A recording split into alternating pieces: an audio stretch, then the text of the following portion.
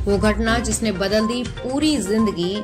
RSS छोड़कर शिवसेना में क्यों आए एकनाथ शिंदे। महाराष्ट्र के मुख्यमंत्री एकनाथ शिंदे के बारे में आज तक आपने बहुत कुछ पढ़ा, सुना और देखा होगा, लेकिन क्या आपको ये भी पता है कि एकनाथ शिंदे कभी आरएसएस और जनसंघ के लिए भी काम करते थे। बचपन से ही एकनाथ शिंदे अपने दोस्तों के साथ आरएसएस की शाखा में जाया करते थे।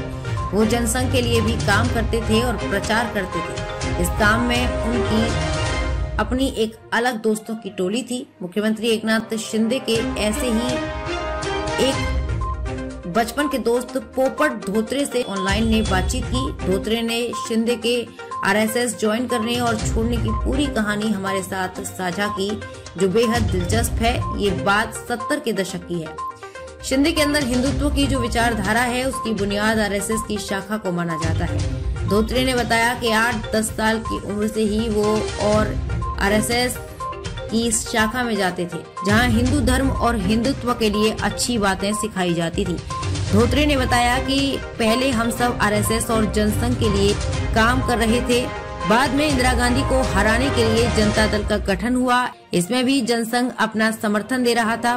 बाद में आपसी फूट की वजह से बीजेपी पार्टी बनी। हम सब ने बीजेपी के लिए भी उस समय प्रचार किया था। सब कुछ ठीक चल रहा था, लेकिन तभी एक वाक्य ने जीवन बदल दिया, तो हम सब लोगों के लिए एक टर्निंग पॉइंट रहा।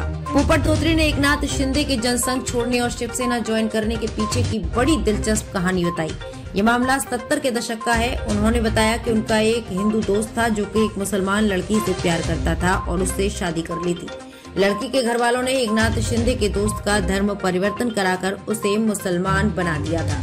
इसी बीच पत्नी में विवाद की वजह से उस युवक को कुछ मौलवी और अन्य मुसलमान लोगों ने मिलकर काफी पीटा था, जिसके बाद वो रोते हुए हम लोगों के पास आया।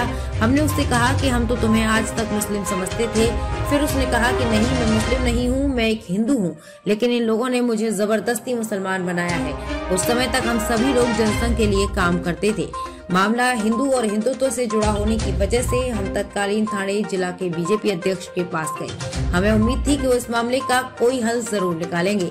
हमने पूरा मामला उनको बताया, लेकिन उन्होंने कहा कि इस व्यक्ति को गांव भेज दो और समस्या पर कोई भी ध्यान नहीं देगा।